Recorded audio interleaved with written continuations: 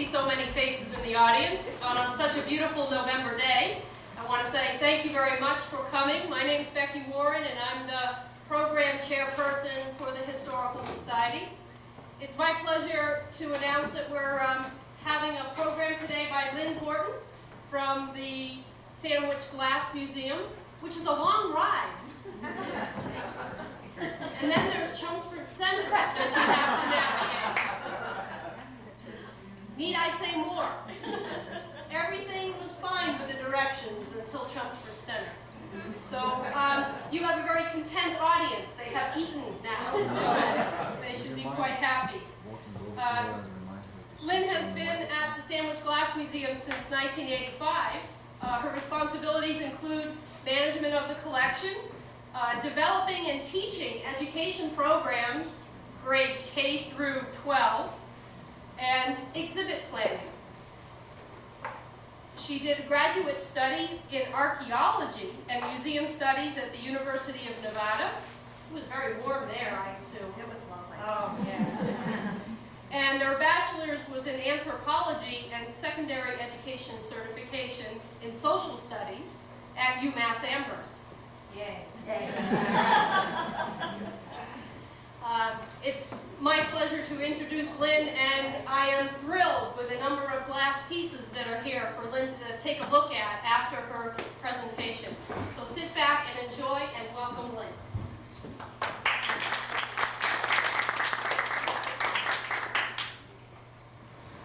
Good afternoon. I will try to keep this within 15 minutes, so sometimes I tend to get a little chatty as I get to certain slides. Please forgive me for that. My lecture today is the century of sandwich glass. Every community has a distinct and unique character or sense of place. This power of place has been shaped and changed over time by the forces of nature and people's activities, both work and play. The rural seaside community of Sandwich derives its sense of place from its residents, maritime history, Cape Cod architecture, and the many glass factories established here. In 1637, 10 freemen and their families received permission from the General Court of Plymouth Bay Colony to settle in an area called Chamois.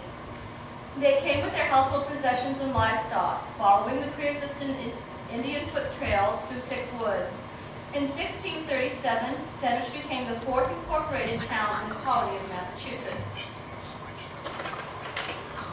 During the 17th and 18th centuries, the residents of Sandwich were primarily farmers who cleared many wooded areas away from the coast to build their houses, plant their crops, and raise their livestock. They fished local streams along the coastline. Men from Sandwich were very active in coastal trading, fishing, offshore whaling, and salt making. By the beginning of the 1800s, the new seafaring ships needed very large, deep harbors in order to accommodate their size. And the success of a coastal town was usually measured by the size of its harbor. The harbor at Sandwich was small, and the role the community played in the worldwide maritime trade became minimal. The maritime industries in Sandwich were reduced to salt making and coastal fishing and trading. The community turned its sights back to agriculture, not realizing the important role it was to play in the Industrial Revolution that was sweeping through the nation after the War of 1812. In 1825, a new business venture was established in the town of Sandwich that brought fame and fortune to the community and significantly impacted its sense of place and enhanced its economic base. This was the glass making industry. By 1830, 24% of the region's population were engaged in agriculture, 67% in the maritime trades, and 12% in industry. The founder of the new glass factory in Sandwich was Deming Jarves. He was born and raised in Boston, Massachusetts. In 1816, Jarves began his business career in the dry goods business as a partner in the company of Henshar and Jarves. He was a dealer in crockery, and since crockery dealers at that time period usually sold glass as well as china, it is likely that Jarves became familiar with glass at this time. This glass, though, was imported from England. In 1817, Jarves became one of the incorporators and general agent of the New England Glass Company located in East Cambridge. It is here that Deming Jarves learned the necessary skills and knowledge of running a glass-making factory. This company made high-quality, free-blown, and blown-molded flint glassware. He left the New England Glass Company in 1824 to start his own glass company, the Sandwich Glass Manufacturing. In the years to follow, the New England Glass Company became a major competitor of the new glass company that he started in 1825. In 1823, Jarvis's father died, leaving him an estate worth $25,000. This gave him the necessary capital to start his new venture. The spot he chose was Sandwich. Jarvis knew the Sandwich landscape well from sporting holidays, for the town was a favorite hunting and fishing retreat for Boston businessmen. Sandwich may seem like an unlikely spot for building a glass factory, but through his sporting trips to Sandwich, Jarvis came to know the area and its many diverse resources quite well. Jarvis knew that there was undeveloped land that could be purchased cheaply, including the Town Neck area, the marshlands around the harbor, and the land that bordered the marsh just north of the village center. The Cape region was heavily forested at this time, which meant that there would be a constant and abundant supply of wood from trees to burn in the glass factory's furnaces. But I'm sad to say that this wood supply only lasted until the year 1836. By this time, the factory had to close for a short period of time to convert the furnaces over from burning wood to burning coal. The glass factory was one of the major players in the deforestation of Cape Cod. From 1836 to 1888, the skies and air quality of Sandwich and the surrounding villages suffered greatly from coal smoke and coal dust fallout.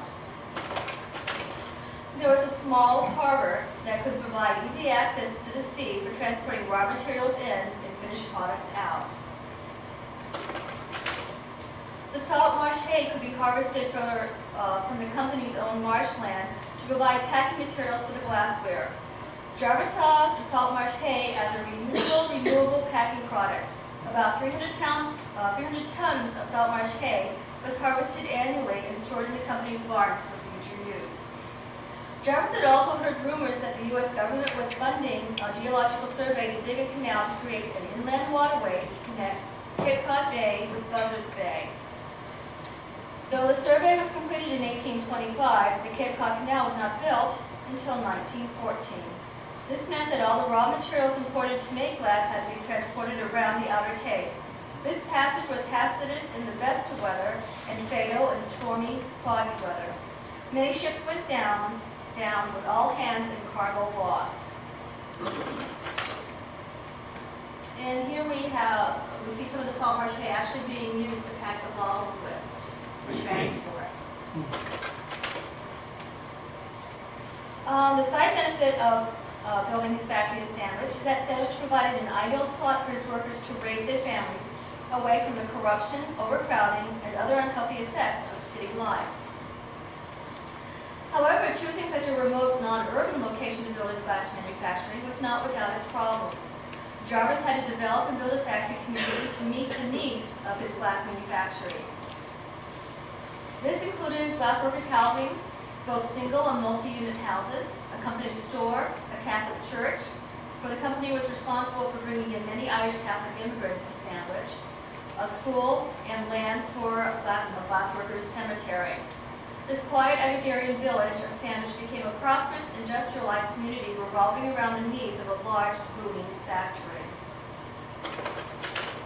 As I mentioned before, Deming Jarves was an experienced glassmaker, and he knew that the sand on Cape Cod beaches could not be used to make glass.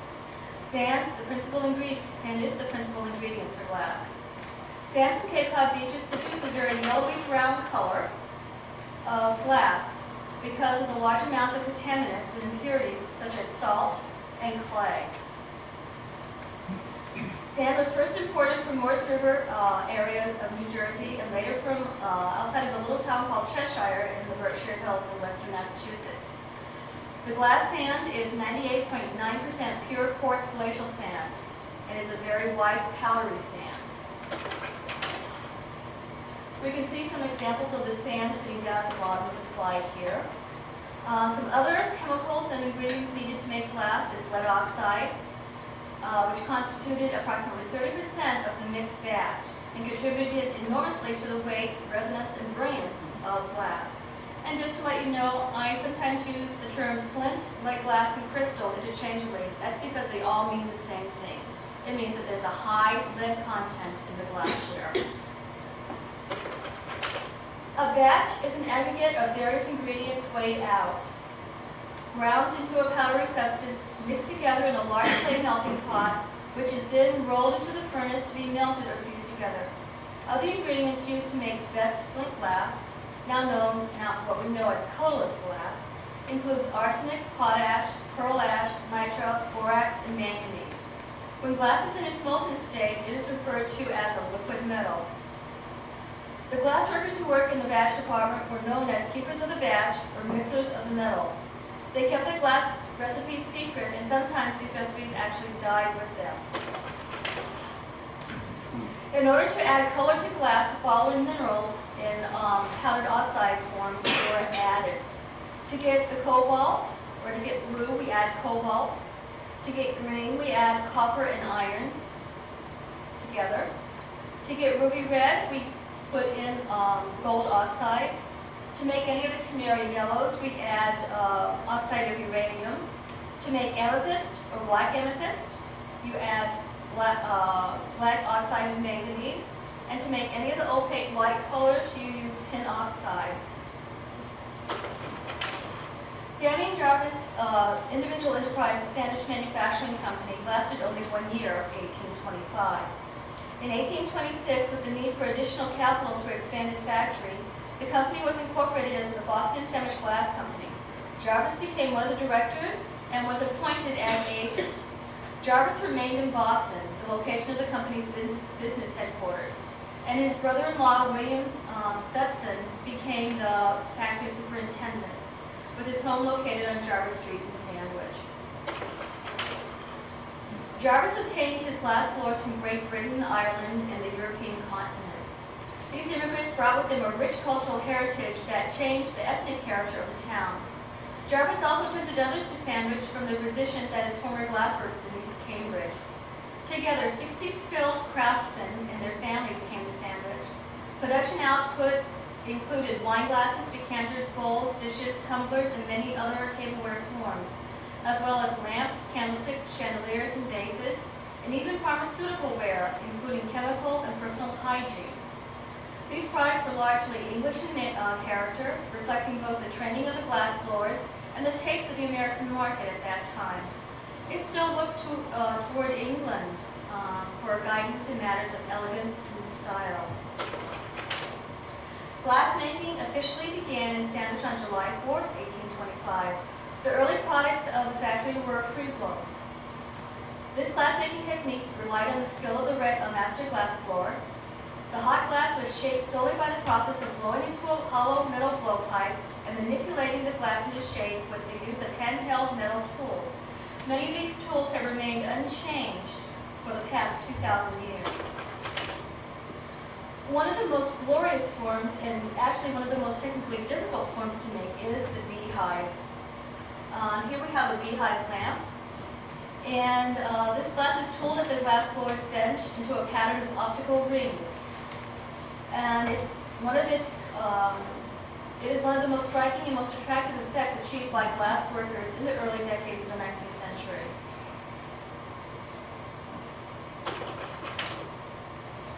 In 1828, business at the Boston Sandwich Glass Company had increased to a point where Jarves was in need of additional skilled workers. One of his gaffers, Benjamin Haynes, suggested his 22-year-old brother, Edward Haynes. As you can tell, this gentleman is not 22 years old. At that time, they hadn't developed photography, so his photograph wasn't taken until he was quite an old man, well into his 70s. So upon his arrival, so you have to think, just take off the beard and take away a few of the wrinkles here. So upon his arrival from England, Edward demonstrated his skills to Jarves by making a very unusual button stem wine glass. According to family legend, Edward put a number of buttons on the stem, and when Jarves reportedly said, "That's enough, put a bow on it." Unfortunately, for that particular piece, I had let this slide out and it has not come back yet. So I can't show you the wine glass. But to your left is a sugar that was made by Edward Haynes. And that particular sugar bowl was made by him sometime in the 1830s, in his early years. The other pieces there are pieces that came down through the Hayes family, a sock donor and a beautiful amethyst lamp. But one of the most significant things that Edward Haynes left us wasn't the fact of his glass, it's the fact that he kept work journals. And it's within these journals that, that cover a 15-year period that he reports exactly what he did each and every day of those 15 years. The journals show that a glass blower was also a presser, which we didn't know prior to these journals coming in. And he records down for each move during the week. There were normally 8 moves per week. He wrote down what he was making, the quantity per move, and the color of the batch. He also made interesting notes on obscene language of apprentices, and when he was unable to finish a move because they ran out of batch or they ran out of glass, hot glass to use. Now I'm going to apologize for the next couple of slides. I'm no photographer. When these pieces came in, I just had to include them into my program. This picture is a colorless picture with an applied blue rim and an applied handle. And it was actually made by Edward Haynes and was engraved with the Oddfellows symbols for him by George Franklin Lapham, a fellow glass worker.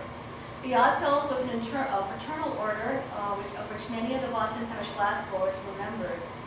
And the opaque white hand was reportedly made by his brother Benjamin Haynes, who was also a member of the Oddfellows. The hand has gilt decoration of rings, a bracelet with a heart, and then a small heart, most probably wood, which is missing, was adhered to the palm of the hand. And if you get the hand in the right light, you can actually see the outline of the adhesive, which is in a heart shape. The heart and hand was one of the most important Oddfellows symbols, representing goodwill and fellowship towards fellow human beings. So these are 2 very rare, very wonderful, and historically significant pieces in the museum's collections. But getting back to the whimsical, here's a free-blown rooster bank, and it is actually known as a whimsy. Whimsies were made by glass workers on their free time and weren't made commercially, and were given as gifts to families and friends. The banks are very rare since most of them were broken to get the money out. Here we see a row of folk art, roosters, hens, and frozen charlottes. Dust collectors. Oh, yeah. Here we have a fly trap. This unusual early blown piece is actually very functional. What you do is you pour water and sugar into the interior, you put a cork in the top, and those silly flies, wasps, bees, and hornets don't know any better because they're not very smart. They fly underneath, come up into the interior, can't find their way out, and they will actually drown themselves in the sugar and water. And they're still being produced today in Mexico, so please be wary if you go to flea markets and you see these. They are being introduced. Again, this is another one of my bad slides. But this is showing some of the functional wear that was produced by the by the company. And we have a baby's bottle, a breast pipe, and what we call a nipple guard. A nipple guard would sit inside a woman's corset, and it would collect the milk if she was nursing her baby, so she wouldn't stain the front of her clothes. And not to leave the gentleman out, the company also made, like I said, very personal hygiene, very functional pieces. One is a sick room urinal, a wolf bottle for pharmaceutical and chemical work. And then they also made something really lots of fun called a magic drinking glass. So when you go to drink, it looks like it's pouring all over you. Another method for glass production utilized during the early years is mold blown. This is done by blowing a hot gather of glass on the end of a blowpipe into a metal mold. The metal mold has a design cut into the interior surface. Thus, when you blow hot glass into the mold, the hot glass assumes the shape of the design. The exterior of the objects has a positive design and the interior the negative. And then once you remove the piece from the mold, you can blow it up to size. And here we have 4 different decanters. Some beautiful pieces. The second one from your left was mold blown twice. First with the diamond sunburst pattern, then it was put into another mold to get the ribbing on it. And then afterwards, when it was taken out, it had the applied snake wrapped around the neck of the decanter. So there was a lot of work that went into that particular decanter. Some other pieces are a flip, an inkwell, 2 cruets, and a tumbler with an applied handle. All mold-blown pieces. And not to leave the kids out, what you see here are actually children's toys, and they are made commercially as such, and not as salesman samples as once believed. They are listed in the factory orders and production list as toys. Glass toys were made throughout the factory's existence, from 1825 to 1888. Not only was Jarves an astute businessman, but he was also an innovator. He was one of the first to recognize the importance of the glass pressing machine that would make glassware affordable to all. For up to this time, the blown and mold-blown glassware could only be afforded by the wealthy within the community. Although Americans did not invent the pressing machine, they greatly improved upon it. Jarves played a role in these improvements. On December 1st, 1828, he obtained a patent for improvements in the pressing of melted glass into molds. In 1829, he was granted a patent for a new type of furniture knob. The knob has a glass screw instead of a metal one, and the word patent often appears on the base of the screw.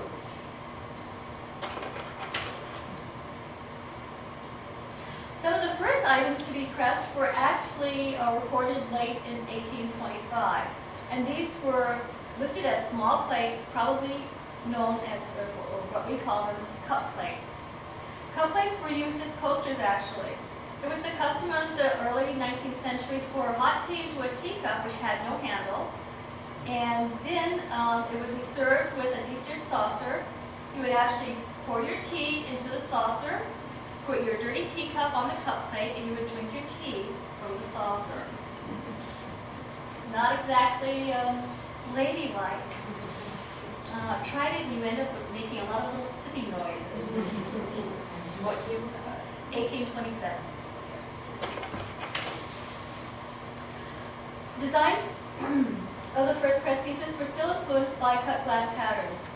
Early press pieces were thick and crude. To help disguise many of the surface flaws caused by the new pressing technique, they ended up getting little annealing lines across. You can actually see some of the fracture lines here. They would end up putting little stippling, little dots into the background. And it's this stippling effect that makes the glass appear as though it's bits and pieces of antique lace. And this glassware became known by 20th century collectors as lacy glass. And here we see some examples. What stipples do to it is just really makes it brilliant. Now, this little lamp actually stands 6 1/4 inches high from the top to the bottom of the base. And this is a small night lamp. It has a pressed lacy toy cup plate for the base, and then the font and the chimney are free blown. This particular vase is known as the Cape Cod Lily. It is one of the rarest and earliest examples of hollowware pressed at sandwich. Only 3 examples are currently known. Each features the lily pattern bowl joined by a wafer to a foot, exhibiting a stippled background. 2 additional examples survive but were never joined to feet. Some opaque blue fragments of this pattern have been excavated at the sandwich factory site, but the only examples we know so far are in the colorless glass. Often mold makers incorporated popular events into the design of their pieces, such as the American Eagle, political campaigns. The following cup plates are excellent examples. The first cup plate on the left was made as a souvenir item during the 1844 presidential campaign, and it's known as the Henry Clay cup plate. And as you know, Henry Clay was actually a dark horse candidate for this particular election. And even though Henry Clay was one of the best known political figures of the country at that time,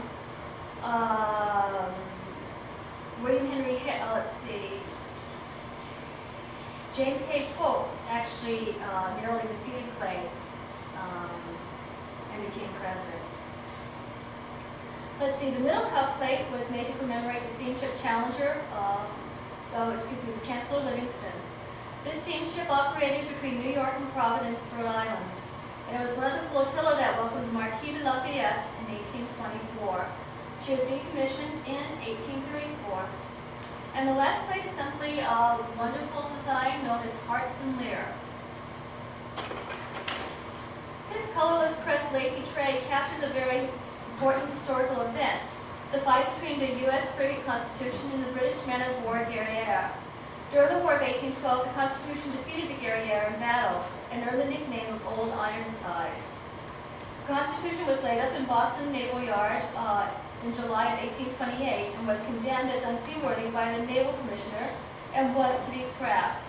In September 1830, Oliver Wendell Holmes wrote the well-known poem Old Ironsides, which aroused public opinion against her destruction. She was restored and reconditioned and was ready again for service by 1833.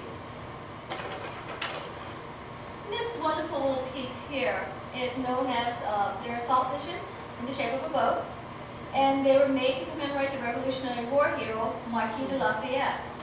And this is the only piece that bears the mark of the Boston Sandwich Glass Company.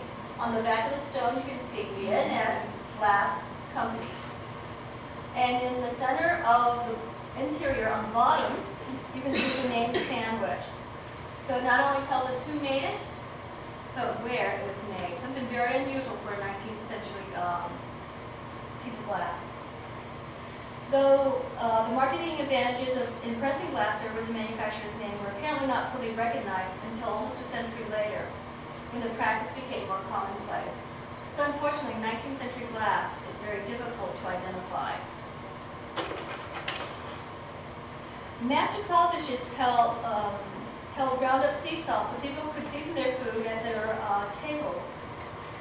Most salts were used in conjunction with silver salt spoons. The salt shaker with an agitator was not invented until the year 1877.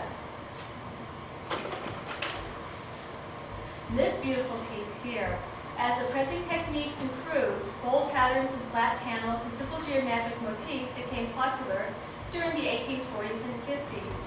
This particular pattern is called loop. This piece is a press-covered nappy in cobalt blue made about 1850. A nappy is a circular dish with a flat bottom, slightly curving sides, and is a large form of a sauce dish. During this period, glassware was made in a variety of colors, more than the earlier pieces of bone and pressed lacy. This form of vase was made to hold celery stalks and has become known as the tulip vase because of its shape. Bowls with openwork design show the skill of the mold maker. This openwork compote is an incredible form, and the fact that it was actually pressed flat, the bowl was pressed flat, the sides were pulled up, and then the cutouts, the open areas were actually cut out of the piece. So technically it's a very difficult form, and probably was one of the more expensive items that they sold at the time. Now, most of the larger pieces that were pressed were actually put together with a wafer, such as candlesticks, vases, lamps, and compotes. It can be 2, 3, or more parts. And a wafer is nothing more than a hot gather of glass that's put on top of the vase to join the next piece on top. This would form an unbreakable bond unless, of course, you actually dropped the piece and broke it that way. And then the socket of this particular candlestick would be stuck on top using metal tools, and then after the wafer had set, then the whole piece would be put into the annealing oven to cool down. And it would take anywhere from 1 to 3 days for a piece like this to cool down in the ovens. As you can see, the company produced a wide variety of candlesticks in the 1840s and 50s. Dolphins, petal and loop, polymer, variety. And here are some more candlesticks from crucifix. And of course, in a variety of colors as well. And you can see we even have some two-tone, a slightly, lime green socket to an opaque white base. What's really interesting, though, is that here we have a pressed glass piece that was actually pressed in the same mold, except instead of the base part, instead of pulling it down to form the top of the lamp, but it's actually pulled up and out, and the top ruffled in order to make the base. So here we have one mold that was used for several different forms. One to make a lamp, and the other would be to make a vase.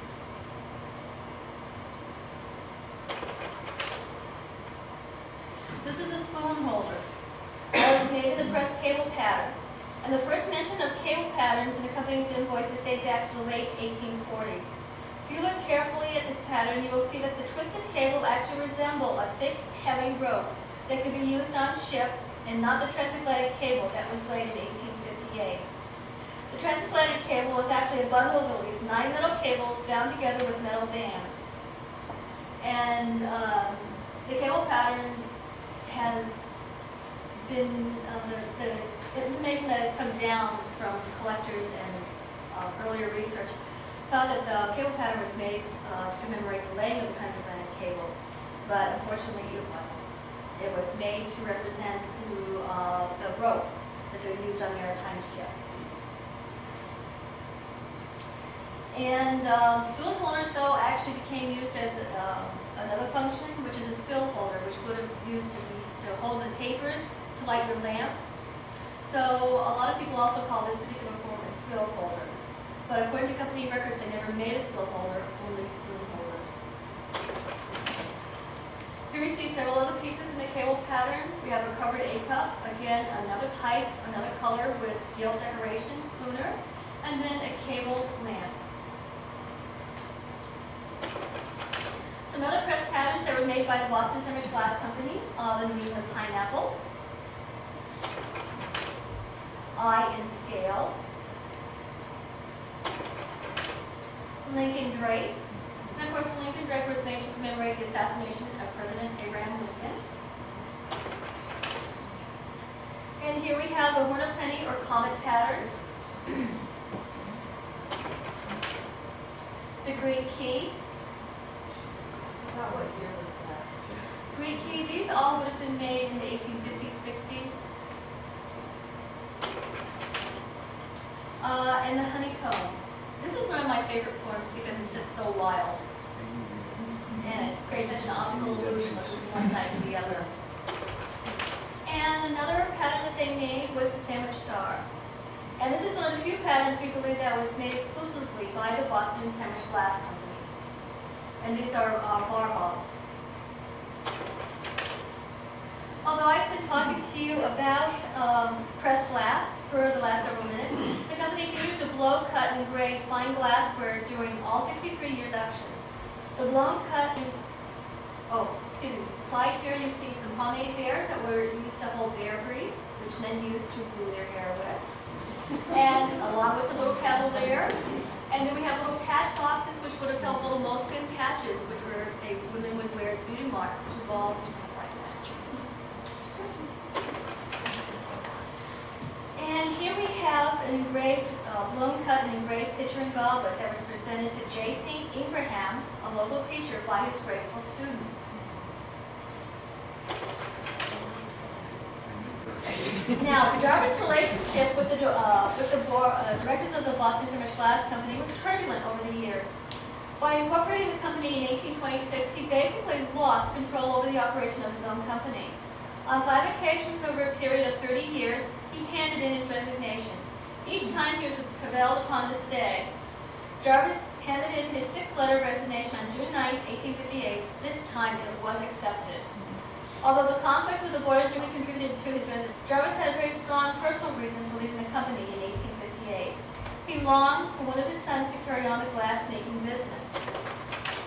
His hope rested with his son John, who's sitting on the left. He was the head of the laboratory and batch department of the Boston Sandwich Glass Company. John was the only member of Jarvis's family who was interested in the glass-making industry, and was the only that actually ever resided in town. The other members of his family only summered in Sandwich, and his father came frequently to town to supervise businesses. He either stayed at the central house or with his brother-in-law. John married a local girl, Mary. He was 19 at the time, and he fell in love with Mary Waterman, the daughter of Charles Waterman, Jarvis's longtime friend and business associate. The Watermans felt that Mary at age 17 was way too young for marriage, sent her away to boarding school for a year. She didn't get to go to Switzerland, she only got to go to Chicago. But anyway, she returned to Sandwich with her heart unchanged, and John and Mary were married in Sandwich on September 5th, 1865. When they became engaged, John presented Mary with this chalice, made at the company. The chalice is blown, cut, and engraved, and with a hollow ball at the base, and the bowl has gilt decoration. On the opposite side of the bowl, are engraved, is engraved on Knight with his shield on his steed, and here we see the initials for John Jarves, JWD, and he is fighting his way through the briars and brambles to get to the other side where Mary Waterman is. So it's a very lovely piece, very romantic. Now, back to 1858. Jarvis resigns and builds his new glass factory, the Cape Cod Glass Company. He built it only 500 yards away to the west of the Boston Sandwich Glass Company. Because you have to realize Jarvis still owned all the land. The company, when he resigned, the company only was able to retain the rights to the factory itself.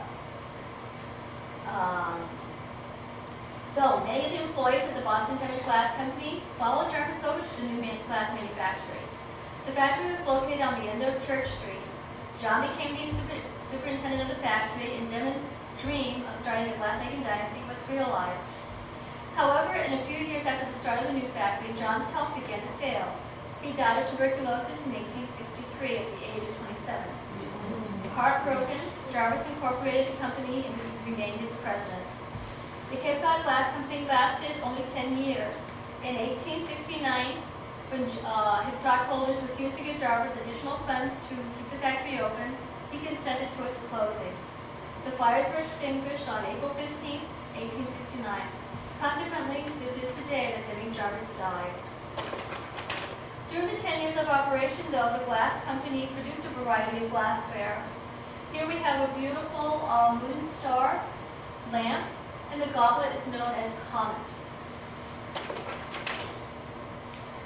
Here we have the Cape Cod pattern, also called Hamilton by collectors.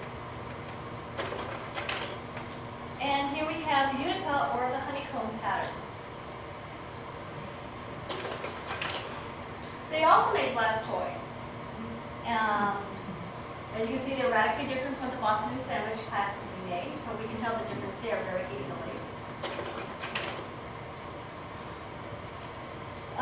They also made dolphin candlesticks and lamps and other novelty items. The Cape Cod Glass Company site remained idle for several years after it closed, and in 1883, glass making was once again resumed in this factory. The Vasta Marina Art Glass Company started under the management of John DeVoy. They produced this lovely art glass called Vasta Marina. This glass was difficult to make because they added mica flakes to the batch to add sparkle. But this company soon ran into technical and financial difficulties and were forced to close in 1884. Although Deming Jarves was the guiding force during the early growth of the Boston Sandwich Glass Company, the company continued to grow during the late 1850s and 1860s under the management of Sewell Fessenden. During this period, the company employed over 500 workers, including young boys and women. This decade saw glass production at its height. Many of the glass workers enlisted in the 45th Regiment of Massachusetts Militia to fight during the Civil War. And this also saw the formation, this time period also saw the formation of the first Glass Workers Union. The glass company made this beautiful blown ruby glass lantern that was carried by the local Sandwich Wideawakes, who they were a group of abolitionists. during the 1860 presidential campaign in support of Abraham Lincoln. And this is one of a kind, and when you stop and think that they were carried during celebrations like this, to have this come back to our collections intact is amazing. And also seen there too is one of the blow torches that they would carry, and they would have flames coming out of the torch on top, they would blow into the bottom of the mouthpiece there, and it would cause the flame to leap into the air, almost 6 to 12 feet sometimes, depending on how hard the person blew. So, I don't think these parades are very safe. Okay. As I mentioned, they also saw the formation of the first union at the Boston Sandwich Glass Company. This was known as the Glass Protective Association in 1866. This was just a local union within the factory itself, and not every glass worker belonged to the union. But basically, this union was formed in order to help stem financial difficulties and work schedule instability that many of the glass workers were experiencing. They felt if they could keep close watch on the relationship between labor and management, they would be able to have job and wage security.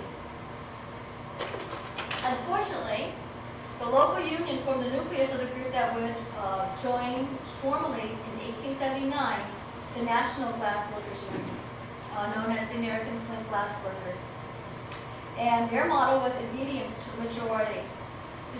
But the majority was located in Pittsburgh, Pennsylvania, the national headquarters for the union. When the national union called for a strike, every union member had to strike whether they wanted to or not, thus breaking up glass-making shops and teams and forcing all workers and factories within a region to close down.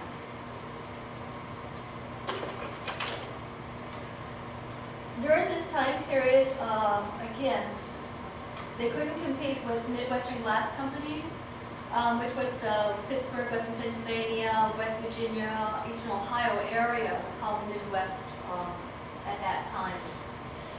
And they were producing an incredible array of pressed glassware.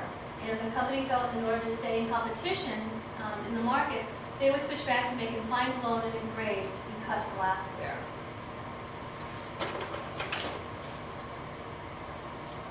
But unfortunately, the struggle between Northeastern glass companies and the National Union continues.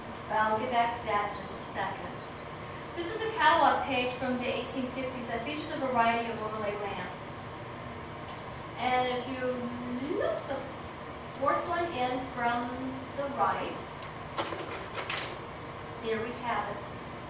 No burner and glow, but we have the base. Here we have one that is actually all put together, complete with chimney, globe, matching globe, the font for the oil, and the stem on a double-step marble base. And here we have the next couple of slides. Here we have frosted leaf. This is the sweet lamp. I love this. I really would take this one home with me if they let me. It's just absolutely exquisite. And this other one is actually quite a tribute to the Victorian age. We have Greek fighters in the globe, a colorless chimney. We have opaque light overlay on copper blue, and then cut on a darker opaque blue base. That shade really does look so nice. Did people choose different? People could They wanted choose. to put together? Yes. That's why it looks so. As far as the shades go, definitely.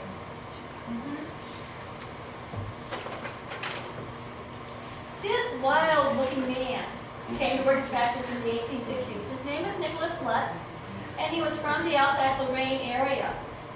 He arrived in Sandwich and brought with him many skills.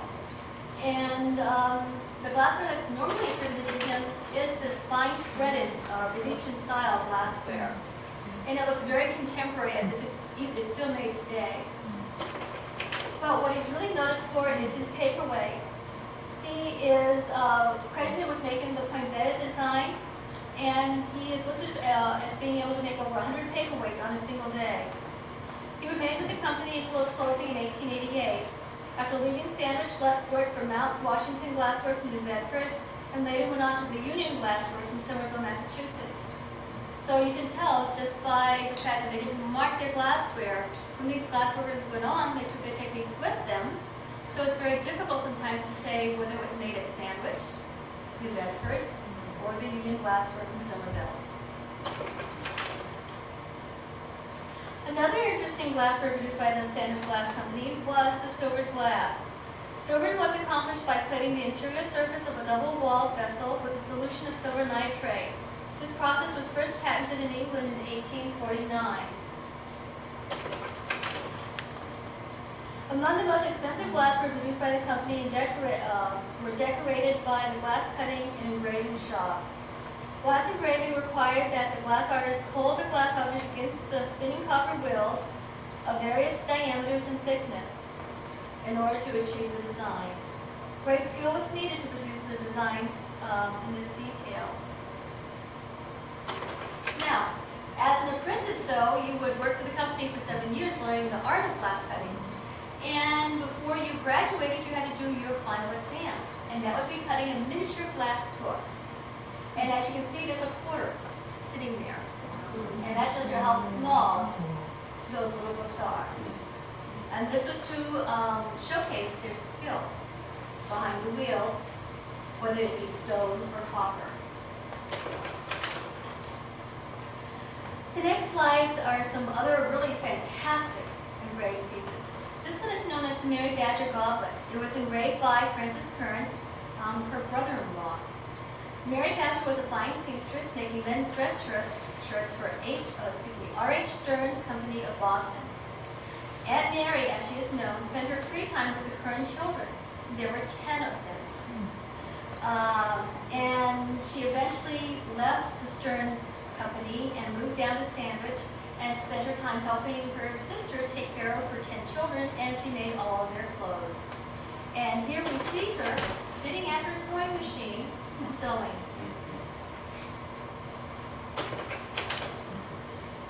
This particular tumbler was engraved by Joseph Henry Lapham for his daughter Fanny.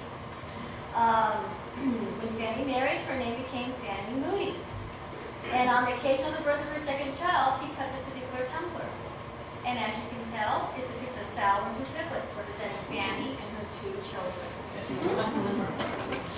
So, some of these pieces actually tell a story. This ruby chalice was engraved by George Franklin Lapham for another glass factory worker, Elizabeth Shields. Lapham was probably one of the most talented engravers at the glass factory. He also cut and engraved this scent bottle and cigar holder. And this incredible ruby overlay chalice is one of his finest works. It features 4 panels. Absolutely exquisite. They also did comical scenes too. Here we have a lantern that was engraved for James W. Crocker, a popular sandwich merchant. He owned and operated an oyster bar and an ice cream parlor. I can't see those 2 going together, I'm sorry. But anyway, this shows a very comical fishing scene of the big one that got away. And then they also did some very classical figures as well. This is the classical figure of Prometheus. The triple dolphin candlestick was made, this particular pair was made for Princess Lilial Kalani, who later became the queen of the Hawaiian Islands, or Sandwich Islands, which we now know as Hawaii. Now, here we have a catalog page from the company's 1874 company catalog.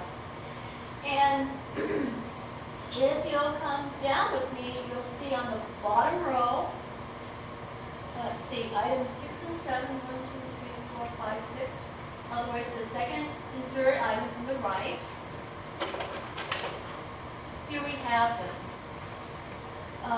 It's the Dexter and Greek key patterns.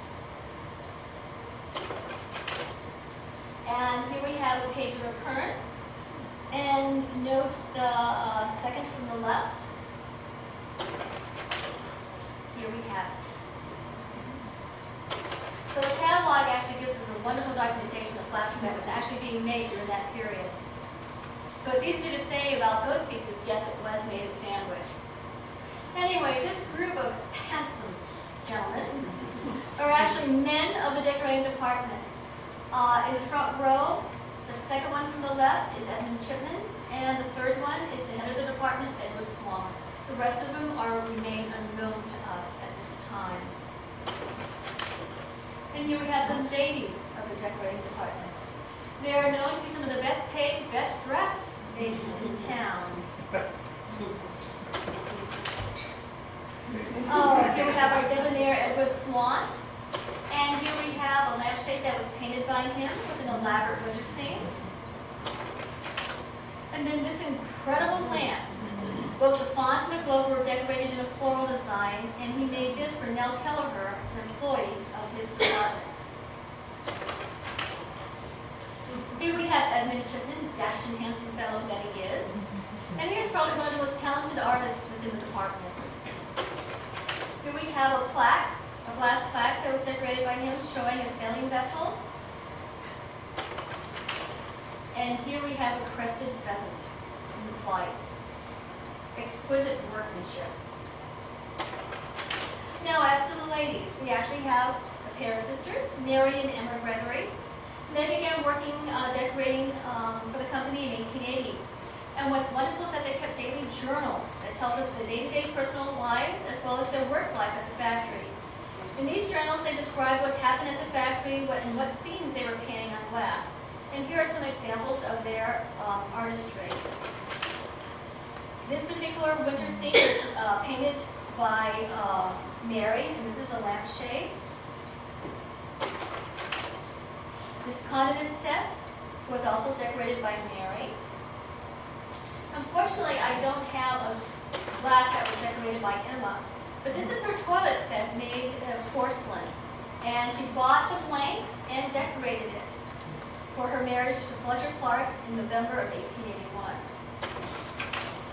Now, Emma stopped working at the factory upon her marriage, but Mary continued to work decorating glass until 1884. She was forced to leave the company to care for her seriously ill sister and her newborn child. Emma died in 1885, and Mary never returned to work at the glass factory. She spent the rest of her life living off a small inheritance, but unfortunately, Mary Gregory became famous for glass she never even painted. And here we have a sample of it.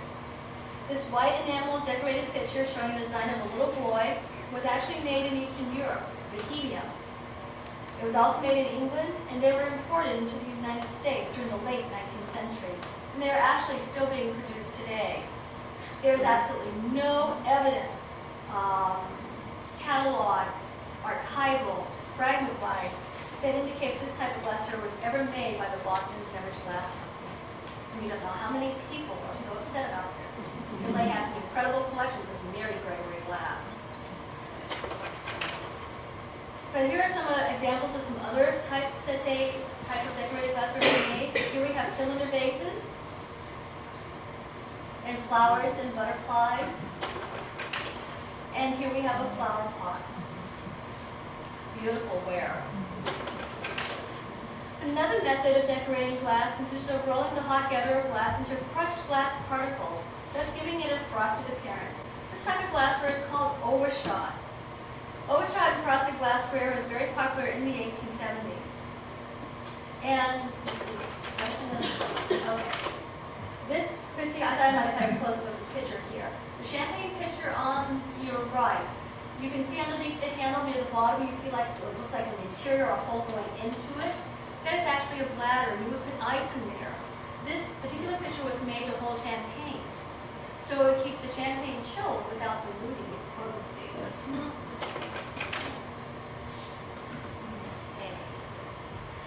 By the 1880s, the market for fine glassware was depressed, and the company was in serious financial difficulty. When the National Glass Workers Union called for a strike for the year of 1888, the board of directors of the Boston Sandwich Glass Company voted to close the factory down. Over the course of a year, they sold off all tools, equipment, stock on hand, materials, and property. The closing of the factory was devastating to the town of Sandwich. A severe economic depression followed. During the year of 1888, the town was hopeful of convincing the board of directors of the glass company to reopen the factory. Many glass workers supplemented their union strike pay by hiring out to other industries, such as the blueberry crop. They went out to pick the blueberries. Many of the non-union men went to work for Spurs Veneer Factory. Eventually, many of the glass workers were forced to leave town in search of employment in other regions. Some of the workers even had to learn new trades in order to support their families. The closing of the factory tore many families apart and left an economic void in town. Many of the small businesses that had sprung up to meet the demands of the glassmaking population closed due to loss of business. Though there were several attempts to reestablish other glass factories in Sandwich between 1888 and 1907, none of them were successful. These later glass companies met with the same difficulties that plagued the Boston and Sandwich Glass Company: severe financial difficulties and union strikes. They were only able to stay in operation for 1 or 2 years before they had to put out their fires and also close their doors. One of those companies was known as the Cooperative Glass Works. It was actually a company started by 10 glass workers from the closed Boston and Sandwich Glass Company. And they made very simple blown glassware, such as this tumble up. It lacked, they were very functional pieces, and they lacked additional decoration.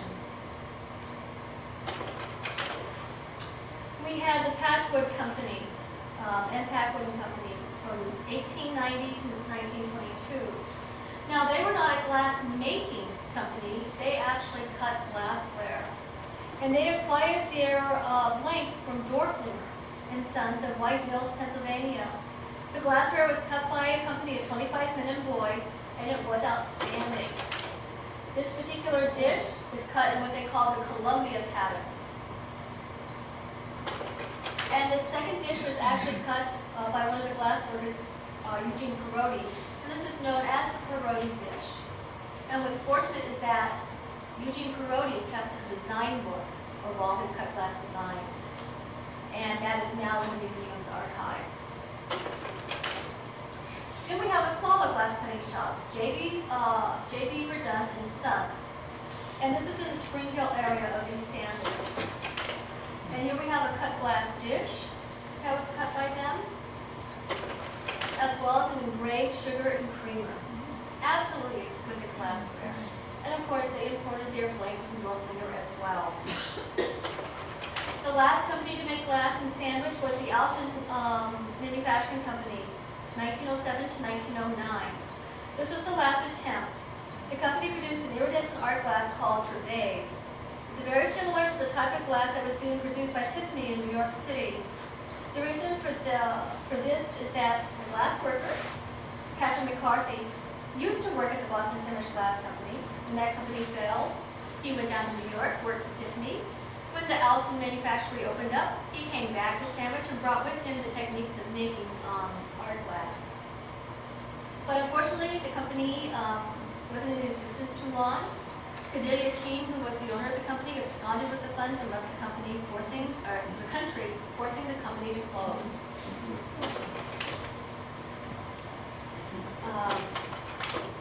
The derelict buildings that sailed out so proudly on the marsh at the end of Jarvis Street were torn down in the 1920s.